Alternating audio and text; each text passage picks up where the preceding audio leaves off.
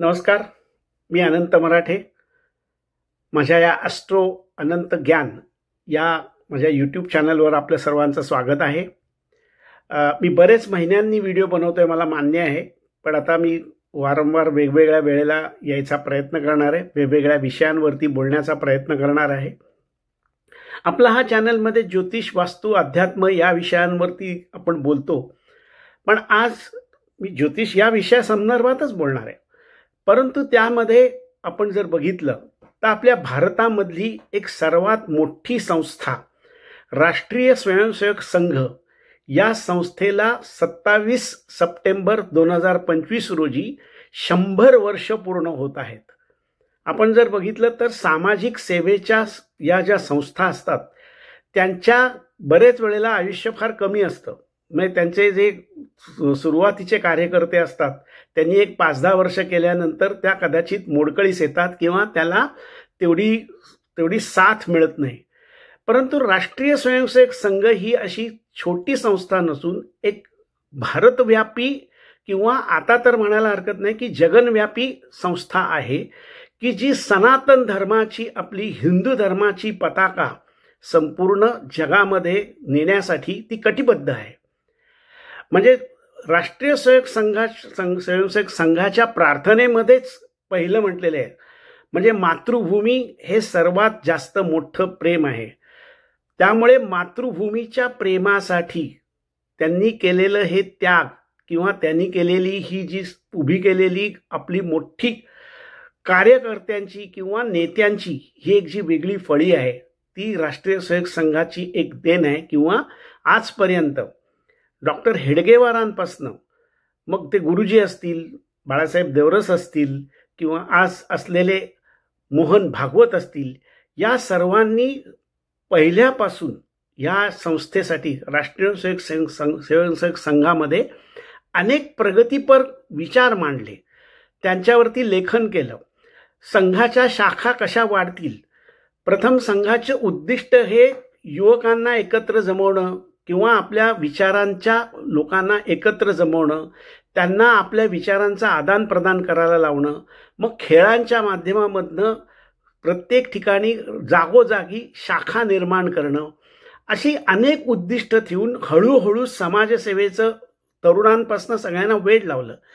आजपर्यंत भारतामध्ये एवढ्या आपत्ती आल्या, प्रत्येक आपत्तीमध्ये तुम्ही सर्व ठिकाणी गुपचूपपणे काम करणारा जर कोणी दिसत असेल तर तो राष्ट्रीय स्वयंसेवक संघाचा सेवक असतो.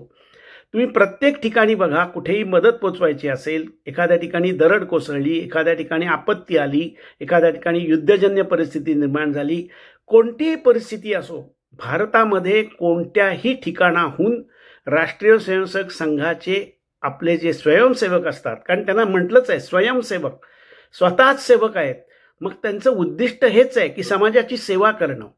मग त्याकरता त्यांना त्याग करणं हे महत्त्वाचं आहे. तिथे प्रत्यक्षरित्या जर तुम्ही बघितलं तर संघ स्वयंसेवक हा स्वतःच्या आयुष्याकडे न बघता दुसऱ्यांच्या आयुष्यामध्ये चांगलं कसं करता येईल हीच शिकवण या संघातल्या स्वयंसेवकांना दिलेली असते.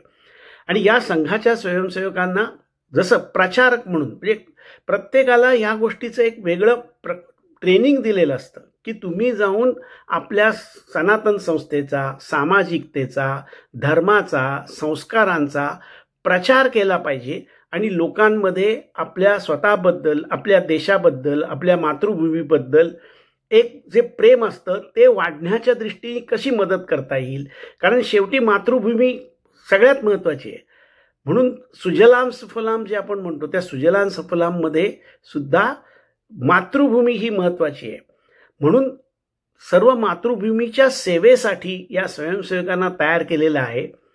परंतु नंतर आपण जर बघितलं तर संघाची प्रगती ही फक्त समाजसेवेकरता न राहता ज्यावेळेला असं लक्षात आलं की समाजसेवा करताना आपले विचार जर का संपूर्ण देशामध्ये पसरवायचे असतील तर आपल्याला राजकीय संस्थेमध्ये सुद्धा आपला सहभाग असला पाहिजे.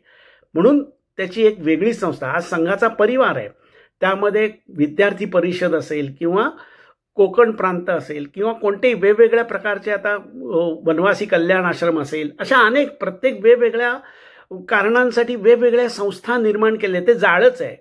कारण राष्ट्रीय स्वयंसेवक संघ हा एक आधारवड आहे.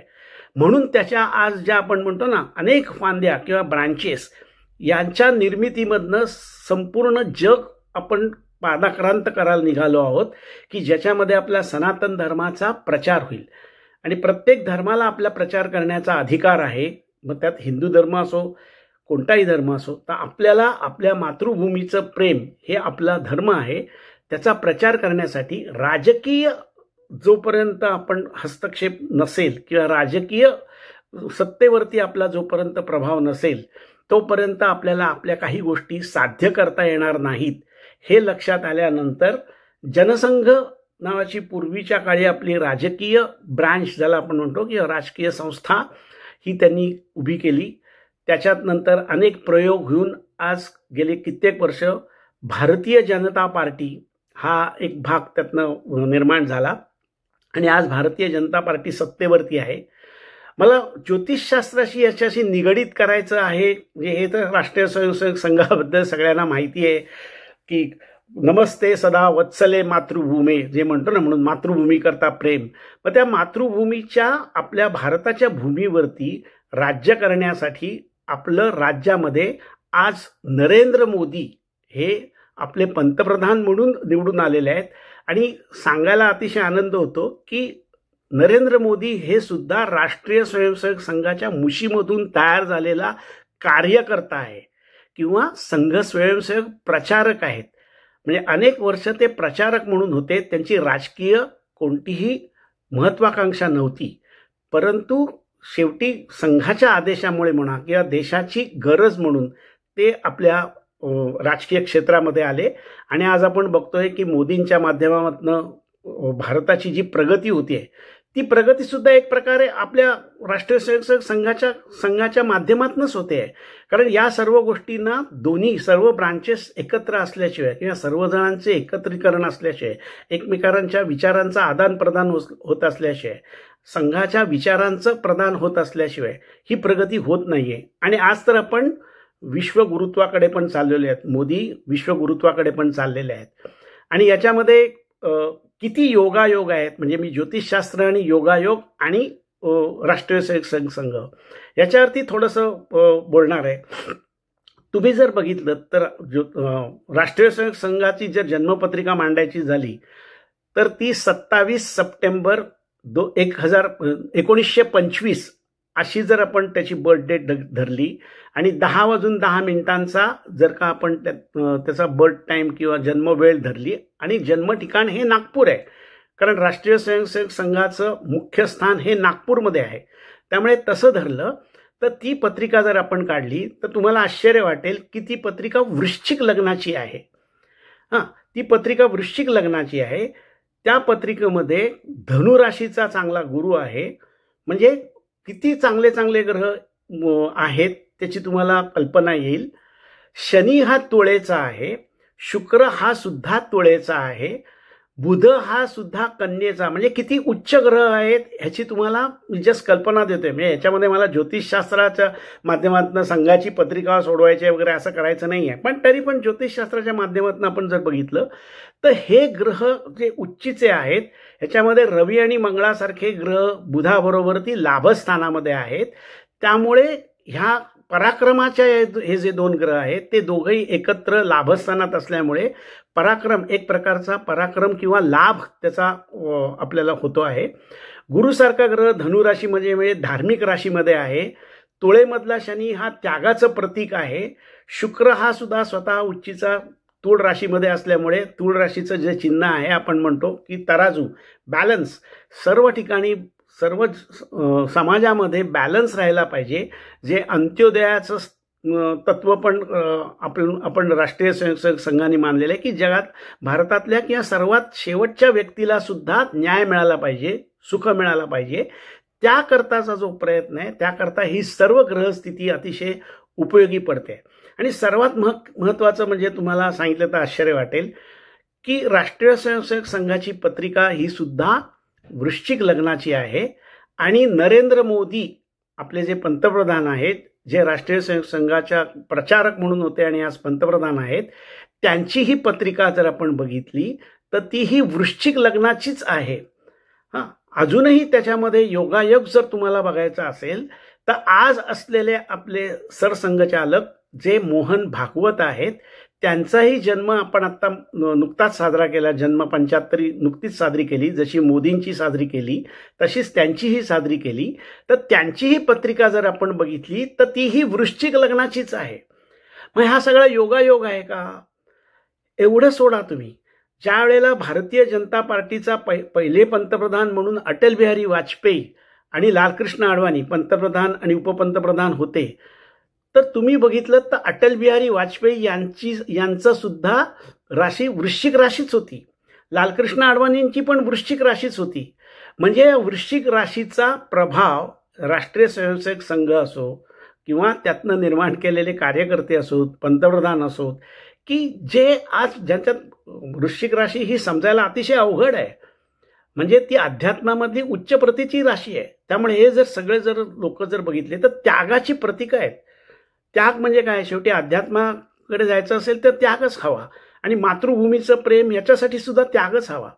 मला वाटतं आपले मोहन भागवत असतील या सर्वांनी एक स्वतःचा त्याग केलेला आहे आणि या त्यागाच्या माध्यमामधनं वृश्चिक राशीच्या माध्यमातनं ते जगाची सेवा करतायत. मग त्याच्याकरता लागणारी एक प्रकारची वेगळी ऊर्जा जी मंगळाकडनं मिळते ती मंगळाची ऊर्जा या सर्व लोकांना मिळालेली आहे.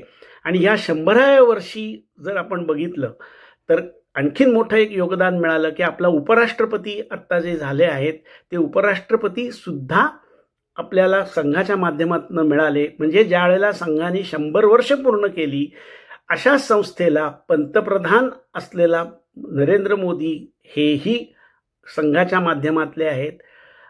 व्हाईस प्रेसिडेंट ज्याला उपराष्ट्रपती म्हणतो तेही संघाच्या माध्यमातले आहेत. आणि अमित शहा जे आज आपण बघतोय की जे आपले गृहमंत्री आहेत तेही मेष राशीचेच आहेत. म्हणजे परत मंगळाचाच प्रभाव आहे. तर या सर्व गोष्टी मला तुम्हाला जस्ट सांगायच्या होत्या. आणि अशा 100व्या वर्षी मिळालेली ही चांगली देणगी की जे डॉक्टर हेडगेवारांनी किंवा या सर्वांनी पाहिलेलं स्वप्न आहे की भारताला एका उच्च पदावर नेऊन ठेवायचं किंवा भारताला प्रगतीपथावर नेऊन ठेवायचं, त्याची प्रगती करायचं, त्यांचं 100व्या वर्षी हे स्वप्न पूर्ण होणं हे काही सोपी गोष्ट नाही आहे. ह्याच्यामागे दैवी आपण जे सनातन धर्मात नेहमी म्हणतो की कोणत्याही गोष्टीमध्ये जोपर्यंत ईश्वरी साक्ष असत नाही किंवा ईश्वराची साधना असत नाही किंवा ईश्वराचं पाठबळ असत नाही तोपर्यंत अशा गोष्टी घडत नाहीत. तर या गोष्टी नुसत्या संयोग नसून त्याच्या मागे ईश्वरी योजना आहे असं मला वाटतं. मला हे जाणवलं म्हणून मी आपल्या सर्वांपुढे आणण्याकरता मी आजचा व्हिडिओ बनवला. राष्ट्रीय स्वयंसेवक संघाच्या अनेक वेगवेगळ्या संघचालकांनी, स्वयंसेवकांनी, प्रचारकांनी देशासाठी बलिदान केलं, देशासाठी जे जे काम केलं त्यांना एक वेगळ्या प्रकारची मानवंदना आपण म्हणूया त्याच्याकरताही हा व्हिडिओ बनवला आहे. म्हणजे माझे वडील काय, सासरे काय, हे सर्व म्हणजे संघाच्या मुशीतनं हा आमची पिढी तयार झालेली आहे.